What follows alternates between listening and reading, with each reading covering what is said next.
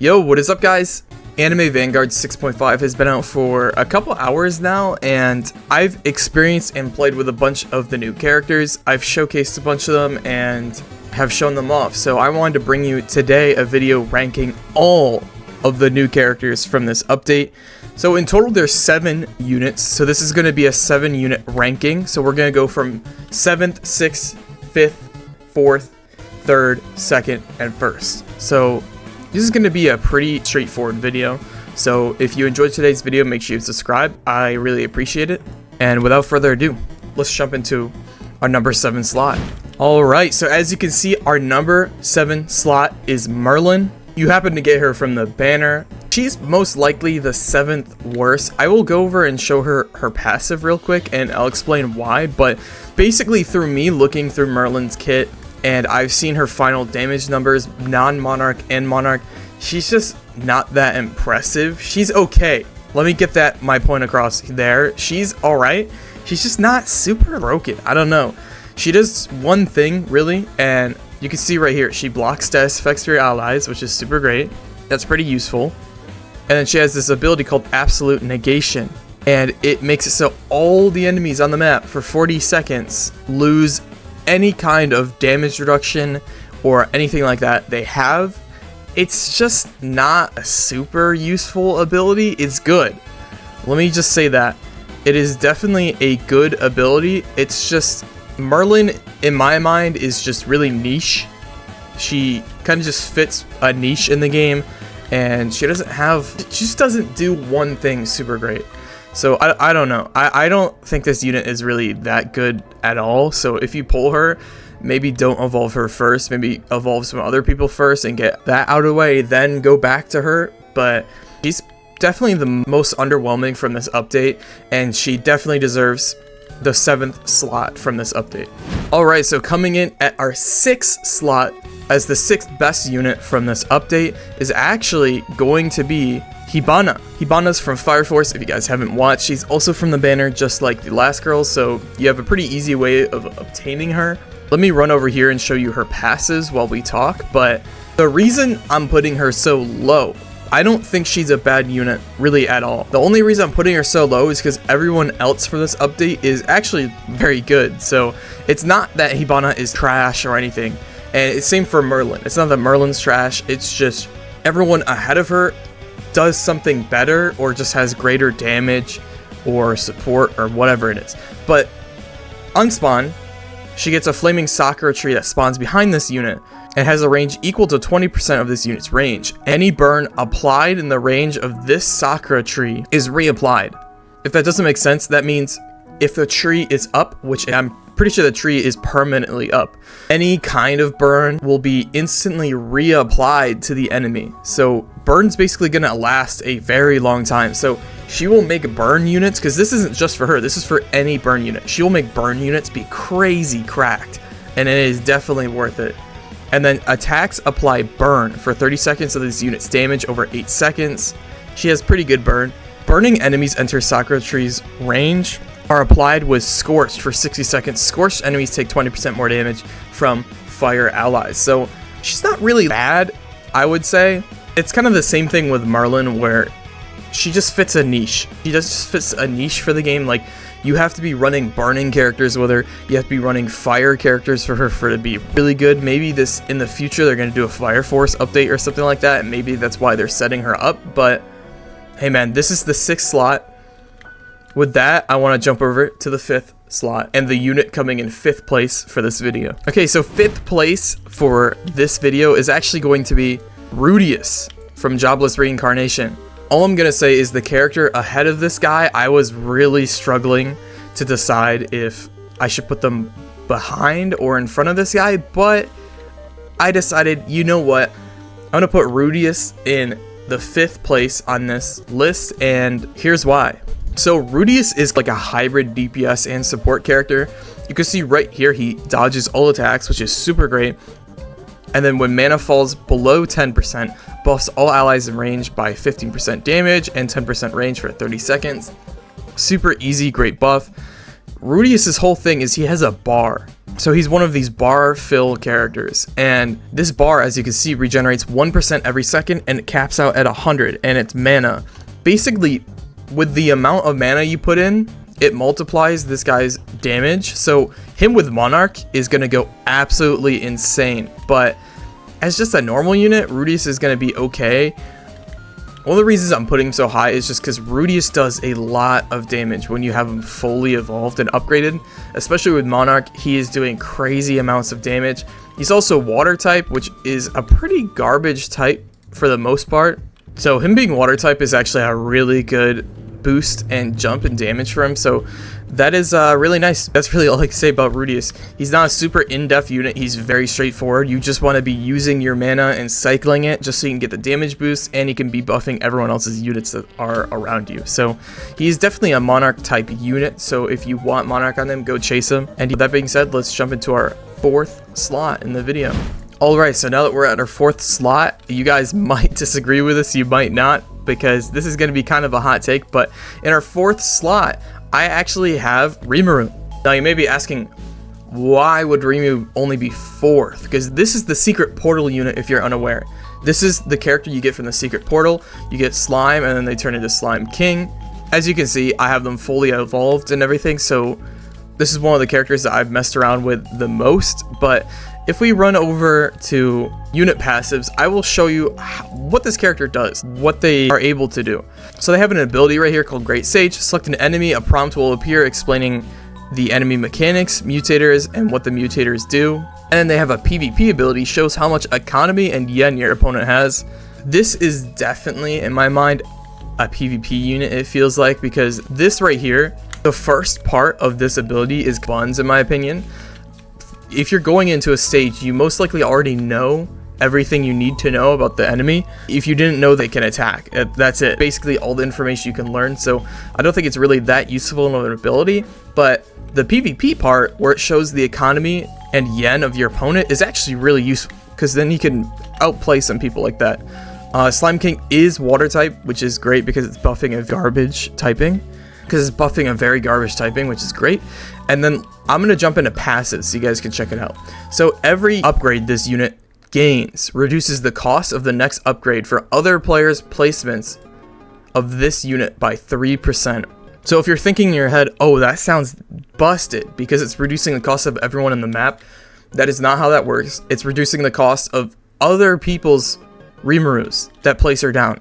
So basically you want everyone to be running Rimuru for this first passive to even do anything, so you're not going to run into that most of the time, so you might as well just X this passive out. It's not really good or useful. The second passive, Great Sage, whenever you activate that ability we just looked at and you identify a unit, you get 40% more damage to that enemy, and an enemy can only be identified once. So basically a boss spawns, you can just identify the boss and you're doing 40% more damage.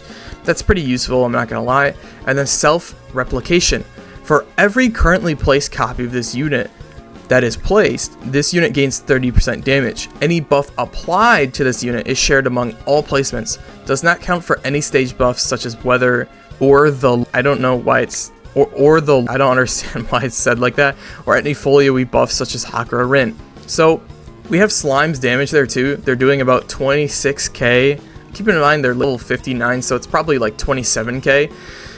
It's just not super impressive. They're a 4 placement and they're very gimmicky. All I'm gonna say about the next 3 characters on this list, they are all busted. They're easily the best characters from this update, and sadly 2 of them I don't even have, so I can't even show them off for you guys, but I will talk about them, and obviously I'll show them on screen and stuff like that, so you got nothing to worry about. But I'm putting Rimuru, Slime King at number 4. Okay, so with that, we're actually at our 3rd slot on this tier list. So in 3rd place, I'm actually going to give it to Arc right here. I don't even remember how you say their name. Arcalid or something like that.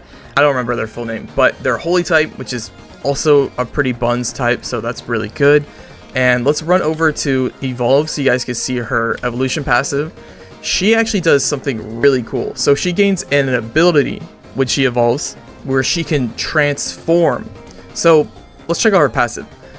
True Ancestry, this is her first passive. and it says bloodthirst counter. So this is how you transform. You need to have stacks of bloodthirst. So on hit, she applies bleed for 30% of her damage and then gains 1 bloodthirst stack.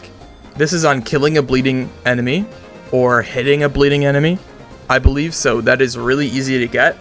Her true power comes from the second part of this passive.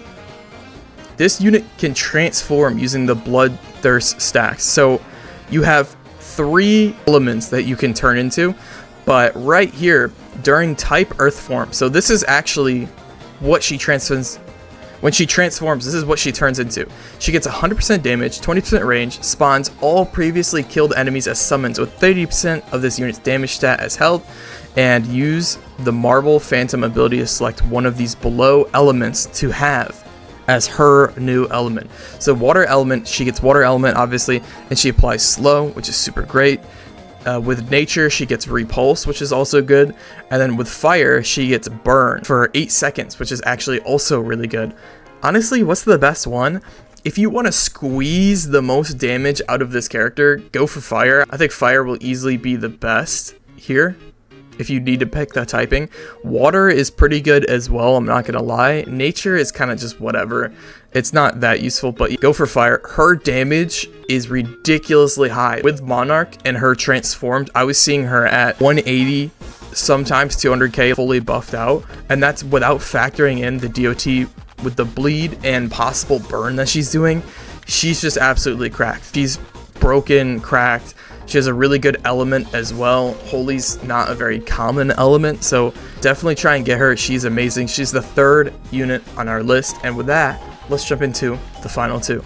Alright, so for our second unit on our list, the second to last unit on our list, second place, we have Invincible and Conquest. You get this unit from world lines, everyone else you get from portals or for summoning, but this is the only unit you get from a different method, and you get them from finishing, getting floor 50 in world lines. Invincible is completely broken. So I'm going to run through their passive really quickly just so you guys can know what they do on screen. So here we go.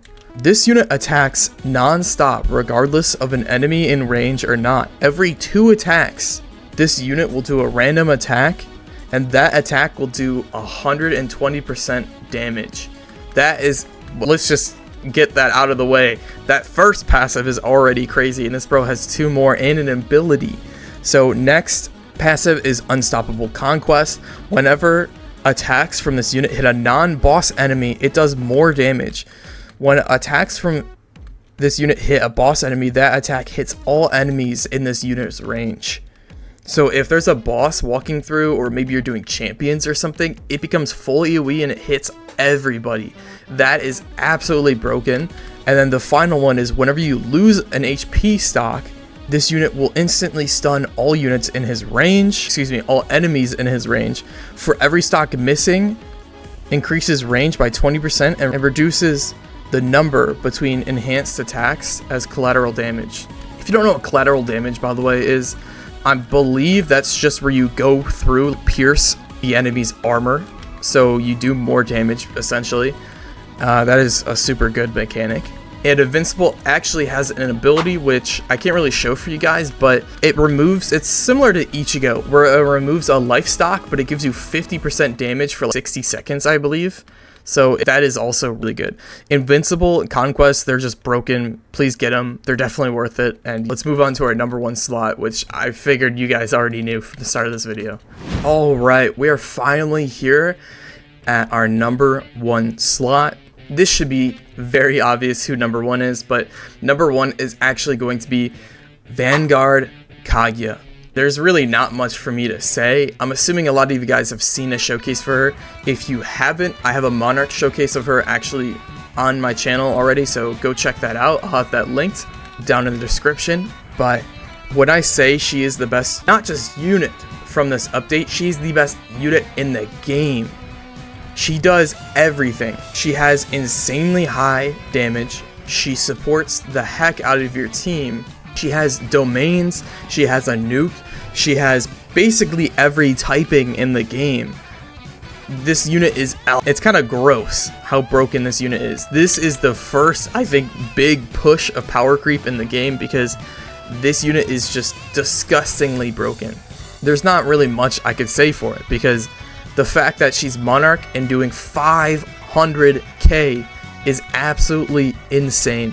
Make sure you get this unit. This is an absolute must from this update. If you want to have a cracked account, make sure you get Kaguya. Even without monarch, she is amazing, and for sure make sure you try and get her. The portals are pretty easy, so a lot of you guys are going to be able to solo them. And with that being said, that basically sums up my list. If you disagree or you think someone should be higher or lower, please let me know in the comments down below. Keep in mind, this is just all my opinion as well, so you might not fully 100% agree, and that's okay. So thank you guys so much for watching. Make sure you hit that subscribe button, make sure you hit that like button. I'm probably going to be uploading a few more times today, but thank you guys so much for watching. I love you guys, and I'll see you in the next video. See ya.